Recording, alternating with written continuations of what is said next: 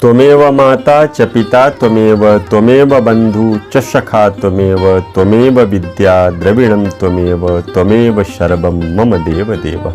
प्यारे मित्रों, जय श्री राम, जय माता दी। मित्रों, आज आपसे चर्चा करते हैं कार्तिक मास के 14वें अध्याय की। हे राजन, इस प्रकार उसको धर्म पूर्वक राज्य करते देख करके देवता दुखी हो रहे हैं। उन्होंने देवादिदेव भगवान शंकर का मन ही मन स्मरण करना प्रारंभ किया और कितने ही प्रकार से भगवान शंकर की उन्होंने देवताओं ने प्रार्थना की। तब भक्तों की कामना को पूरी करने वाले भगवान शंकर ने नारद को बुला करके देव कार्य करने की इच्छा से उनको देवपुरी भेजा। शंकर भक्त नारद शंकर भगवान की आज्ञा से देवपुरी गए। इंद्र आदि सभी देवता व्याकुल हो गए और शीघ्रता से उठकर श्री नारद जी की स्तुति करने लगे।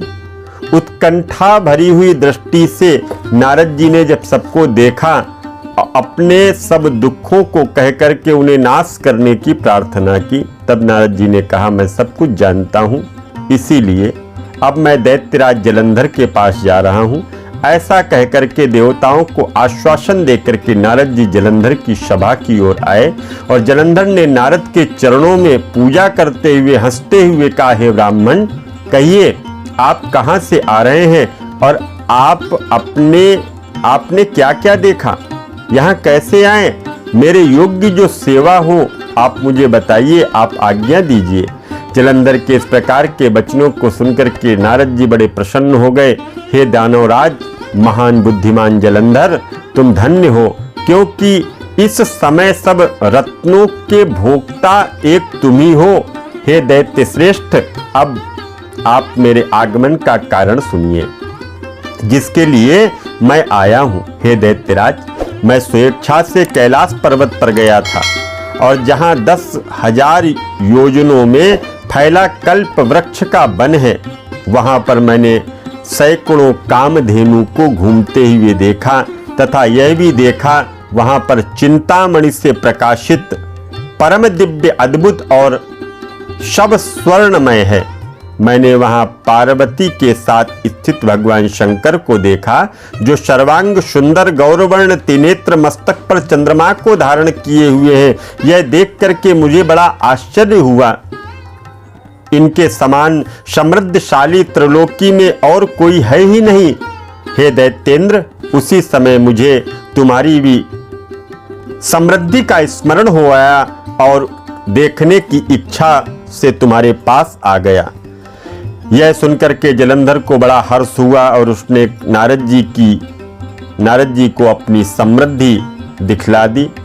उसे देख करके देवताओं का कार्य करने की इच्छुक शिव प्रेरित नारद ने जलंधर की बड़ी प्रशंसा की और कहा, निश्चय ही त्रिलोकपति होने की योग्य हो। तुम्हारे लिए ऐसा होना ही विचित्र है। मैं देखता हूं कि तुम्हारे पास सब कुछ है, किसी बात की कमी नहीं है। एरावत, उच्चश्रवा घोड़ा, कल्प वृक्ष, कुबेर की निधि तुम्हारे पास में है। मणियों और रत्नों के ढेर तुम्हारे पास है। ब्रह्मा जी का हंस युक्त विमान तुम्हारे पास में है। ध्रुवलोक, पाताल, पृथ्वी पर जितने भी रत्न हैं वह तुम्हारे पास हैं। मैं तुम्हारे इस प्रकार के यत्न ऐश्वर्य को देख करके बड़ा प्रसन्न हूँ, परंतु तुम्हारे पास कोई स्त्री रत्न नहीं है, इसीलिए तुम्हारा यह सब कुछ फीका है और इस तरह से तुम स्त्री को ग्रहण करो। नारद जी के इस प्रकार के वचनों को सुनकर के दैत्य से व्याकुल हो गए और उसने नारद जी को प्रणाम करके पूछा, ऐसी स्त्री कहाँ मिलेगी, आप मुझे बताइए। यदि ऐसा रत्न कहीं है तो मैं उसको अवश्य लेकर के आऊँगा।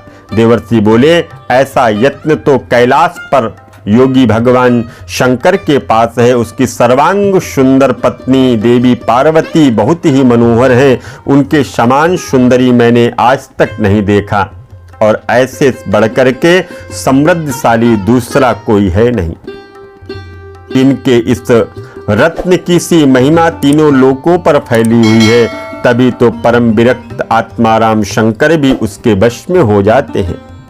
देवर्षि नारद उस दैत्य से ऐसा कहकर के अन्य कार्य करने के लिए इच्छा से आकाश मार्ग पर चले गए।